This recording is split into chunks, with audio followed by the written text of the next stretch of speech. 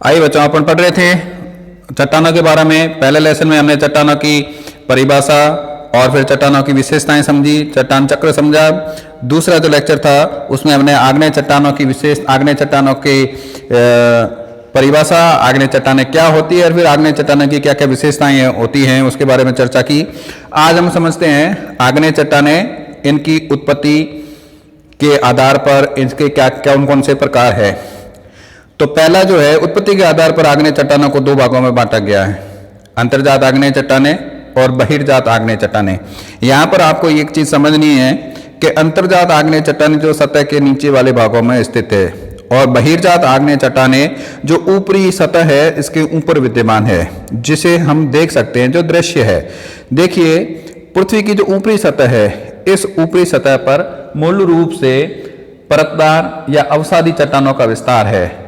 ऊपरी सतह पर लगभग 75% जो चट्टानें हैं वो अवसादी चट्टानें हैं, परतदार चट्टानें हैं, और आग्नेय चट्टानें जो है वो मात्र 25% के रूप में विस्तारित है, क्योंकि ऊपरी सतह पर बहिर्जात जो शक्तियाँ होती है वो निरंतर क्रियाशील होती है और बहिर्जात शक्तियों के माध्यम से धीरे धीरे चट्टानों का स्वरूप बनता और बिगड़ता रहता है। आग्नेय चट्टानें, कायांतरित चट्टानें दोनों ही अपना रूप खोकर अवसादी चट्टानों में, परतदार चट्टानों में परिवर्तित होती रहती है और फिर वो चट्टान चक्र में शामिल होकर पुनः जो है कायांतरित और आग्नेय चट्टानों के रूप में बदलती रहती है।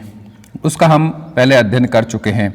तो कहने का मतलब ये है कि बहिर्जात जो आग्नेय चट्टानें हैं वो धरातल पर दृश्य है और उसका सीधा संबंध ज्वालामुखी क्रिया से है, और अंतर्जात जो आग्नेय चट्टानें हैं वो धरातल के नीचे, सतह के नीचे बहुत ही विस्तृत पैमाने पर पृथ्वी के गर्भ में स्थित है, विद्यमान है। देखा जाए तो समस्त पृथ्वी में 95% जो चट्टानें हैं वह आग्नेय चट्टानें ही है, लेकिन केवल ऊपरी पतली परपटी, भूपरपटी, जिसके ऊपर जो है अवसादी चट्टानों का विस्तार अधिक है। तो अंतर्जात जो आग्नेय चट्टानें, इसका अध्ययन करते हैं। अंतर्जात आग्नेय चट्टानों को मुख्य रूप से दो भागों में बांटा गया है, पहला पातालीय और दूसरा मध्यवर्ती अंतर्जात आग्नेय चट्टानें। पातालीय आग्नेय चट्टानें होती है, ये बहुत ही अधिक गहराई पर बड़े मैग्मा चैम्बर के रूप में विद्यमान होती है, बड़े मैग्मा चैम्बर यानी मैग्मा भंडार के रूप में। देखिए, हम पृथ्वी की आंतरिक संरचना का अध्ययन पहले कर चुके हैं। उसमें हमने जाना था कि पृथ्वी की ऊपरी सतह से आंतरिक भाग में गहराई की तरफ जाने पर निरंतर ताप, दाब और घनत्व में परिवर्तन होता रहता है, इसमें बढ़ोतरी होती रहती है। तो निश्चित रूप से ऊपरी सतह से नीचे की तरफ जाने पर तापमान बढ़ता है और इस अधिक तापमान के बढ़ने के कारण ही आंतरिक भागों में चट्टानें वो पिघली हुई अवस्था में है। दूसरा, इन चट्टानों को पिघलाने के लिए सबसे आवश्यक कारक है वो है रेडियो एक्टिव पदार्थ। आंतरिक भाग में रेडियो एक्टिव पदार्थों की उपस्थिति के कारण भी ऊष्मा का जनन होता है और उस ऊष्मा के जनन के कारण चट्टानें हैं उसके ऊष्मा के संपर्क में आकर तापमान को बढ़ाती है और फिर वो अपने रूप को परिवर्तित करके और वो कठोर से मुलायम या पिघले हुए रूप में बदल जाती है। और जो पिघला हुआ चट्टानों का जो रूप होता है, जितना बड़ा विस्तृत क्षेत्र होता है आंतरिक भाग में, वो मैग्मा भंडार या मैग्मा चैम्बर कहलाता है। तो इस रूप में जो अधिक गहराई पर चट्टानों के पिघले हुए बड़े भंडार है, वो भंडार धीरे धीरे जमकर पुनः ठोस हो जाए और चट्टानों का निर्माण करें, उन चट्टानों के निर्माण को हम पातालीय अंतर्जात आग्नेय चट्टानें कहते हैं। देखिए, हर मैग्मा चैम्बर, हर वो मैग्मा भंडार से ज्वालामुखी का उद्भेदन हो, ऐसा नहीं होता है। चट्टानें पिघलने के साथ में उनमें गैसें बने, जल वाष्प की उपस्थिति हो, गैसें और जल वाष्प होती है वो ऊपर की मुलायम चट्टानों में संधियां बनाती हुई या संधियों को चौड़ा करती हुई धीरे धीरे मार्ग बनाकर और उस पिघले हुए रूप को ऊपर ले आती हो, तो ज्वालामुखी का उद्भेदन संभव हो पाता है। और अगर ऐसी कंडीशन नहीं है, यानी इतना बल नहीं है कि आंतरिक भाग से जो पिघला हुआ रूप है वो धरातल के ऊपर स्वतः ही और अचानक उपस्थित हो जाए, तो ऐसी स्थिति, ऐसा बल नहीं होने के कारण धीरे धीरे आंतरिक भाग में वो जो मैग्मा चैम्बर होता है वो वहीं जमकर ठोस हो जाता है और बड़े पातालीय आग्नेय चट्टानों का निर्माण करता है। और इसमें जो है उदाहरण इसका बड़ा ग्रेनाइट भंडार, और इसमें जो रवे होते हैं वो बहुत ही बड़े होते हैं। हम ये जानते हैं कि जो आग्नेय चट्टानें होती है, इस आग्नेय चट्टानों में संधियाँ तो नहीं होती है, इसमें जीवाश्म नहीं होते हैं, लेकिन इसमें रवे होते हैं, इसमें दाने होते हैं। तो इसलिए ये बड़े रवे और बड़े दानों वाली चट्टान होती है जो पाताली आग्नेय चट्टान होती है। दूसरी अंतर्जात आग्नेय चट्टान का रूप है मध्यवर्ती आग्नेय चट्टानें। ये मध्यवर्ती आग्नेय चट्टानें हैं, ये ऊपरी सतह, पृथ्वी की ऊपरी सतह से आंतरिक भाग की तरफ जाने पर जहाँ कहीं भी परतदार चट्टानें हैं, उन परतदार चट्टानों के बीच में जहाँ संधियाँ होती है, उन संधियों में जमकर है जो वो मैग्मा ठोस हो जाए। देखिए मैंने अभी बात की थी कि आंतरिक भाग में ज्वालामुखी क्रिया के लिए सबसे प्राथमिक रूप मैग्मा चैम्बर का होना जरूरी है। मैग्मा चैम्बर के लिए आंतरिक भाग में रेडियो एक्टिव पदार्थ, उनकी क्रिया और उससे ऊष्मा का जनन जरूरी है। तो उस ऊष्मा के जनन के कारण है जो तापमान बढ़ेगा और फिर है जो वहाँ की चट्टानें है वो पिघल जाएंगी। जब चट्टानें पिघलेंगी तो उसके साथ में जो गैसें भी बनेंगी और उसके संपर्क में आने वाला भूमिगत जल है वो भी वाष्पीकृत हो जाएगा, यानी भाप बनेगी, वाष्प बनेगी। वो वाष्प और वो गैसें दोनों जो ऊपर की तरफ प्रवाहित होती है, रास्ता बनाती है। लेकिन जितना बल चाहिए ज्वालामुखी के उद्भेदन के लिए, अगर उतना बल नहीं होता है तो वो नीचे से तो ऊपर की तरफ प्रवाहित होता है सारा पिघला हुआ चट्टानों का रूप, जिसके अपन मैग्मा कहते हैं, लेकिन वो ऊपर की कठोर परत, सियाल रूपी या जो भी कठोर ऊपरी धरातल की परत है, उसको नहीं तोड़ पाता। तो आंतरिक भाग में जहाँ कहीं भी संधियाँ होती है, उस संधियों में वो जमकर ठोस हो जाता है और फिर धीरे धीरे ऊपरी भागों में अपर्दन की, अपक्षय की क्रिया होती है, ऊपरी मुलायम चट्टानें हटती जाती है। तो नीचे से वो जो रूप है चट्टानों का, जहाँ कहीं भी संधियों में जमकर वो ठोस हो गया था मैग्मा, वो धरातल पर निकल आता है। तो उसको अलग अलग संरचना के नाम से जाना जाता है और वो जो संरचनाएं होती है वो मध्यवर्तीय अंतर्जात आग्नेय चट्टानों की होती है। उसी प्रकार की संरचना में पहला आता है बैथोलिथ। बैथोलिथ अधिक गहराई पर पाया जाने वाला गुंबदाकार रूप है। बड़े गुंबद के रूप में एक बड़े विशाल क्षेत्र में जब मैग्मा जमकर ठोस हो जाए और एक गुंबद जैसी संरचना बना दे तो वो बैथोलिथ कहलाता है। ये गुंबद कब प्रतीत होता है? जब ऊपरी भाग से धीरे धीरे अवसादी चट्टानें हट जाती है तो नीचे से वो गुंबद है वो धरातल के ऊपर प्रकट हो जाता है। तो उसको जो है बैथोलिथ आग्नेय चट्टान कहते हैं। दूसरा इसका रूप है जिसको लोपोलिथ कहा जाता है।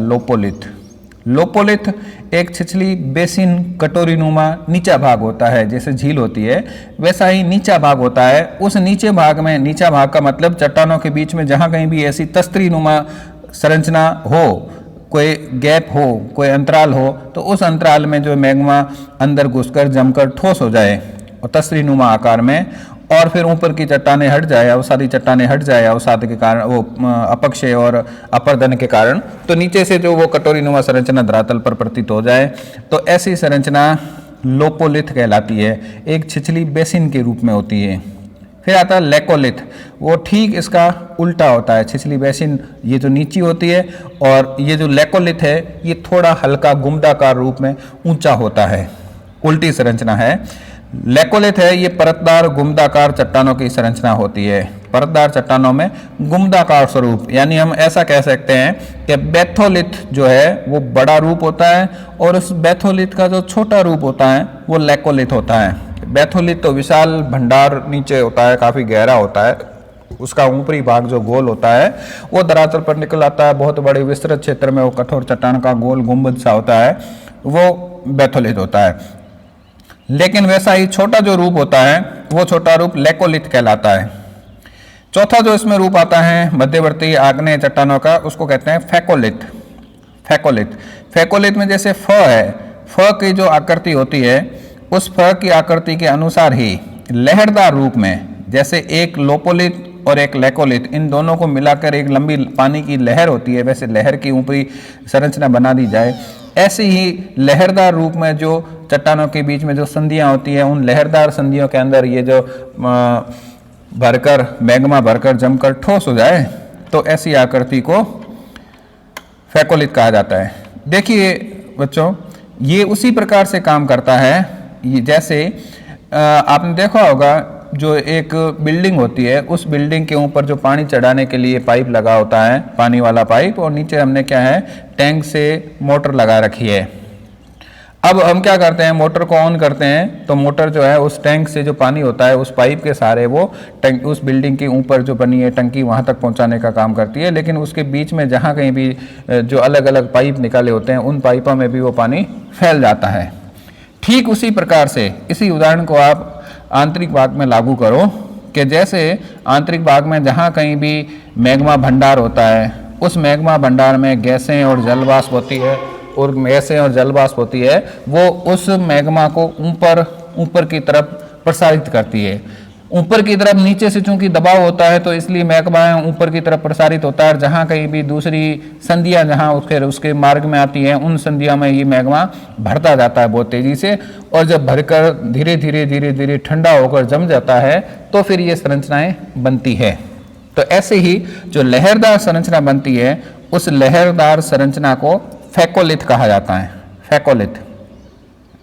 इसके अलावा जो सील होती है, सील, जैसे हम पत्थर लगाते हैं किसी दीवार में और उस पत्थरों के बीच में जहाँ सीमेंट लगाई जाती है, जैसे ईंट है, उन ईंटों की चुनाई करते हैं तो ईंटों के बीच में जहाँ कहीं भी जैसे सीमेंट लगाई जाती है, उसी तरह से चट्टानों के बीच में भी जो ब्लॉक होते हैं, आंतरिक भाग में चट्टानें हैं उनमें संधियाँ हैं, जो ब्लॉक है, उनके बीच में जो पूर्ण रूप से ये मैग्मा भर जाए तो वह जो संधियाँ जहाँ कहीं भी जिस रूप में भी हो उन सभी रूपों में अगर मैग्मा भर जाए तो वो सभी रूपों में जो भरा हुआ मैग्मा होता है वो सील कहलाता है, वो सील कहलाता है, जिसमें लंबवत और क्षैतिज दोनों ही रूपों में मैग्मा का जमाव शामिल किया जाता है।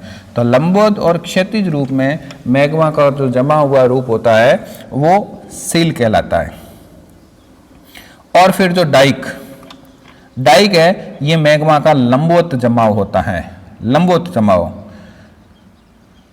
डाइक है ये जैसे ज्वालामुखी की जो नली है, उस ज्वालामुखी की नली से जो मैग्मा उस ज्वालामुखी के ऊपर वाले मुख तक पहुंचता है, वो मैग्मा जब नीचे से दबाव कम हो जाता है तो उस नली के अंदर जमकर ठोस हो जाता है, और धीरे धीरे ऊपर वाला जो पर्वत होता है, क्योंकि जो जहाँ कहीं भी ज्वालामुखी का उद्भेदन होता है वो सारे पर्वत होते हैं वो अवसादी पर्वत ही होते हैं, अवसादी पर्वत होते हैं चूंकि मुलायम होते हैं। और उन अवसादी पर्वतों का ऊपर से जब धीरे धीरे कटाव हो जाता है तो वो कठोर आग्नेय चट्टान की जो डाट सी दिखाई देती है, क्योंकि आंतरिक जो नली है उसका संबंध बहुत ही गहराई तक कठोर आग्नेय चट्टान के रूप में होता है। तो वो जो कठोर होती है इसलिए उसका कटाव कम, और ऊपर की जो आसपास की मुलायम उस पर्वत की चट्टानें होती है उसका कटाव अधिक हो जाता है, तो फिर वो बीच में होता हुआ कठोर भाग होता है वो डाइक कहलाता है, जो कि लंबवत रूप में होता है। और फिर है बोस या स्टॉक का अपर्दन होने के बाद, डाइक का अपर्दन होने के बाद में जो संरचना बनती है उसको बोस या स्टॉक कहा जाता है, जो कि आकार में थोड़ी छोटी होती है। अब इस मध्यवर्ती आग्नेय चट्टानों में रवे न तो अधिक बड़े होते हैं और न ही अधिक छोटे होते हैं, और इसमें इसकी चट्टानों का मुख्य जो रूप है वो डोलोराइट है, माइका है और पेग्मेटाइट है। डोलेराइट, माइका और पेग्मेटाइट मध्यवर्ती आग्नेय चट्टानों की विशेषताएं, जबकि ग्रेबो है, ये गैब्रो जो चट्टान है ये मूल रूप से पातालीय आग्नेय चट्टान मानी जाती है, जबकि रायोलाइट और बेसाल्ट है ये बहिर्जात आग्नेय चट्टानों के रूप माने जाते हैं। तो मध्यवर्ती आग्नेय चट्टानों में बैथोलिथ जो बड़ा भंडार, लोपोलिथ जो छिछली बेसिन के रूप में, लेकोलिथ जो बैथोलिथ का छोटा रूप और गुम्बदाकार रूप में, फैकोलिथ जो लहरदार रूप में, सील जो परतदार रूप में लंबवत और क्षैतिज रूप में, डाइक केवल लंबवत रूप में, और बोस या स्टॉक जो डाइक का जो है अपर्दन होने के बाद का छोटा रूप होता है वो बोस या स्टॉक कहलाता है। तो इस रूप में मध्यवर्ती आग्नेय चट्टानें हैं, ये मध्यम गहराई पर पृथ्वी की ऊपरी सतह के नीचे पाई जाती है। तो अंतर्जात आग्नेय चट्टानों के ये रूप है। दूसरा उत्पत्ति के आधार पर है बहिर्जात आग्नेय चट्टानें। अब बहिर्जात आग्नेय चट्टानें हैं ये भी ज्वालामुखी उद्भेदन के द्वारा ही बनती है, क्योंकि ज्वालामुखी उद्भेदन से ही आंतरिक भाग से पिघला हुआ चट्टानों का जो रूप है वो धरातल पर लाया जाता है। इसलिए बहिर्जात आग्नेय जो चट्टानें हैं इनको दो रूपों में, विस्फोटक और शांत प्रकार में बांटा गया है। विस्फोटक प्रकार में ज्वालामुखी का जो सक्रिय उद्भेदन होता है, जिसमें बड़ी तीव्र भयंकर आवाज के साथ पर्वत का ऊपरी भाग उड़ जाता है और बहुत तेज गति से जो आंतरिक भाग से मैग्मा है वो धरातल पर निकलकर फैल जाता है और बड़े विस्तृत क्षेत्र में धरातल को प्रभावित करता है और आग्नेय चट्टानों की संरचना बनाता है। और दूसरा उद्गार है वो शांत उद्गार है। तो शांत उद्गार में जो है धीमी गति से और साथ में जो महासागरीय तली है, उन महासागरीय तलियों में जो उद्गार होता है वो शांत उद्गार के रूप में माना जाता है। अब यहाँ पर जो है विस्फोटक जो प्रकार है, इस विस्फोटक प्रकार से कौन कौन से पदार्थ निकलते हैं उसके आधार पर आग्नेय चट्टानों का विभाजन किया गया है।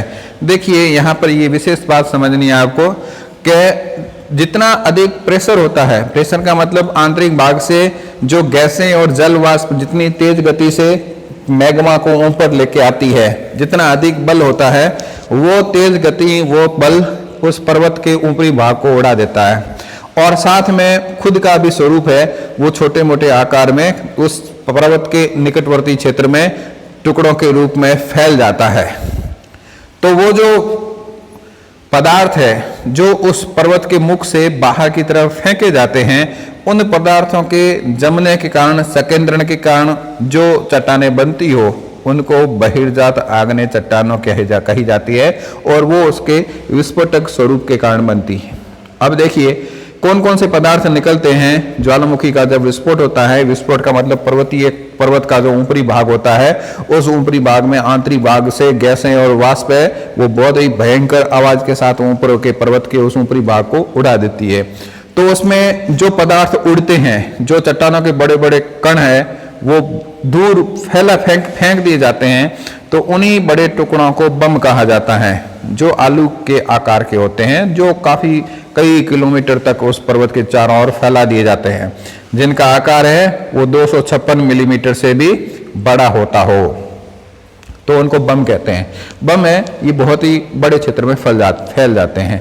इस बम के साथ में चट्टानों के टुकड़े, छोटे टुकड़े जिसको लेपिली कहा जाता है, इसका आकार मटर के दानों के समान होता है। मटर के दानों के समान छोटे आकार के चट्टानी टुकड़े जो उस विस्फोट के समय है और भी अधिक दूरी तक, बम से भी अधिक दूरी तक है जो फैला दिए जाते हैं और चारों तरफ, और बार बार ऐसे उद्भेदन की क्रिया होने के कारण वो लगातार फैलते जाते हैं, धीरे धीरे चट्टानों का निर्माण होता है। तीसरा जो है वो ब्रेसिया या कॉन्ग्लोमरेट कहते हैं। तो ब्रेसिया या कॉन्ग्लोमरेट है ये इन दोनों का मिश्रित रूप है, जिसमें बम और लेपिली के आकार के यानी छोटे बड़े आकार के जो दाने होते हैं वो काफी क्षेत्र में फैला दिए जाते हैं, और ये जो रूप होता है मिश्रित रूप, इसको ब्रेसिया कहा जाता है।